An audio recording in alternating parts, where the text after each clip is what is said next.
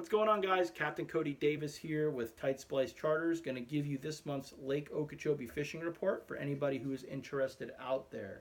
Today is January 10th, and the lake is sitting at 13.07.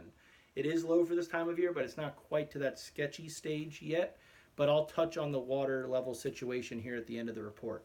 We're going to jump right into the fishing as of now. The lake's fishing great. It does vary from day to day, not necessarily on what they're biting on, but how many bites you're getting. You know, if you have a cold snap or some cool weather come through, it does make it a little slower, but the chance of a big bite is still always there. It's Lake Okeechobee, and people are getting them. There's a lot of big fish being caught. For an example, you know, we had a tournament, two tournaments last weekend, one on Saturday, one on Sunday. Saturday, it took 29.5 pounds to win. That night, nasty cold front came, switched the wind around, muddied up some water, and the air temperature dropped 25 degrees. Sunday, it only took 19 pounds to win, with the weights dropping off dramatically after that. So, you know, that is happening, but again, it took 29 pounds to win the day before. There are a lot of big fish being caught and a lot of numbers. The whole lake itself is fishing great. I think last month I mentioned to you guys to kind of write off the south end.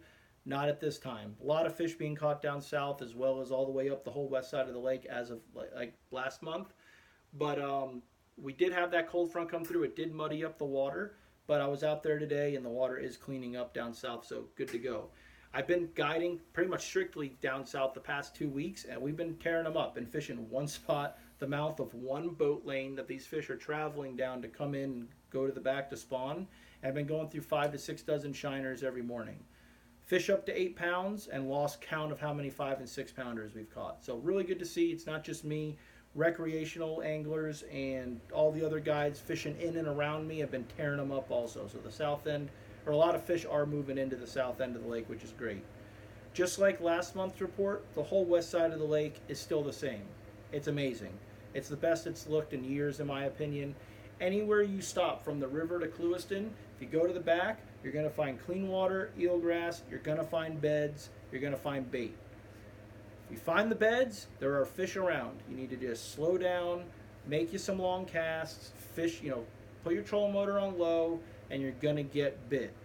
No matter where you're fishing, whether you're fishing all the way up to the north end or the south end, all the baits and presentations are the same. They've all the same general, you know, baits have been working all the way around the lake.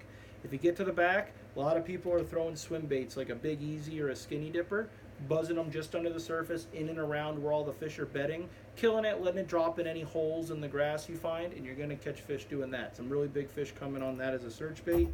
Something else I've been doing that I've been mixing in is more of a Lake Okeechobee finesse tactic, is getting around those same areas where everyone's buzzing this big swim bait around and finding the beds and making long casts with a swimming worm. This is a Zoom speed worm or a Gambler burner worm, works very well. Throwing this on 17 and or 20-pound fluorocarbon with a pegged 1/8 ounce weight pegged to the nose. It's just a little bit more finesse. You know, you're using lighter line and the bait's a little bit more slim. So I've been picking up a few extra bites doing that.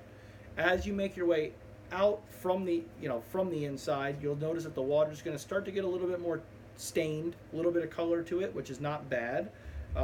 Then throwing a swim jig. Throwing a swim jig around any of that eelgrass or that little bit deeper eelgrass, and been catching some really nice fish doing that. And a lot of people are mixing in a chatterbait. I myself have not been able to get the chatterbait bite going, but plenty of people around me have been. So either a black and blue swim jig or chatterbait and or anything that just resembles a brim, really.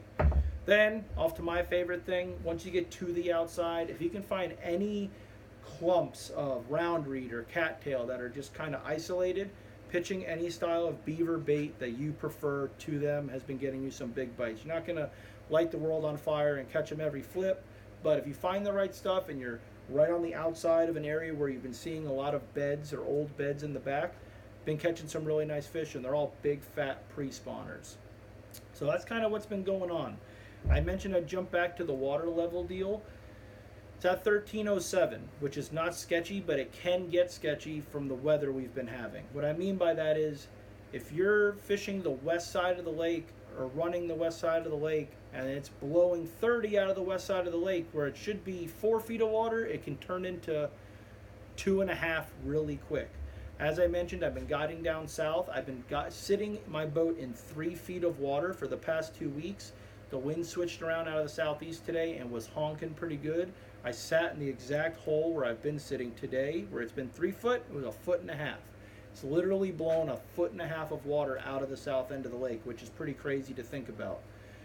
Think about it another way is I've had a lot of people that are saying, man, my fish, that where I had been catching them, they're gone. I'm not getting the bites I did. You got to think of it this way. If you find fish back there in 2 feet of water, if the wind blows the water out of there, now you might be sitting in a foot of water. Those fish aren't comfortable in that shallow of water possibly, so they disperse and they kind of move towards the outside. 180 that, and I've had it where you're sitting in 2 feet of water, the wind blows water in, and now you're in 3 foot, which enables those fish to push even further back and get back further in the grass. So think of that. If you're in the area, the wind switches around on you, and your water's still clean, and you know you were on good fish, don't be afraid to just kind of move in or out with the water and the fish. And same goes for running your boat. If you were able to get up on plane in spot X yesterday, but the wind's done a 180 and blowing water out of there now, you might want to idle out another 100 yards or so before getting up on plane, because that water is going to drop. But other than that, that's really it. Get your swim baits or your swimming worms, swim jig, flipping bait, and go do it. I mean, the whole lake's fishing great. It's awesome to see. These fish are really dispersed as opposed to years past where they're all confined to one spawning flat or pocket on the lake. They're now able to use the whole entire west side of the lake to get in and spawn, which is dispersing them, making them a little bit more spread out, which is spreading out the tournament anglers also, so all of us boaters are not crammed on top of each other, and it's putting less pressure on the fish overall. So it's good to see the lake coming back this good. It's the best I've ever seen it on the west side, in my opinion. So other than that, that's it. Appreciate you guys watching. If you guys have any questions, if you guys are coming down, feel free to give me a call. I can let you know what's safe to run and what's not safe to run. And if you're looking to book a trip, my contact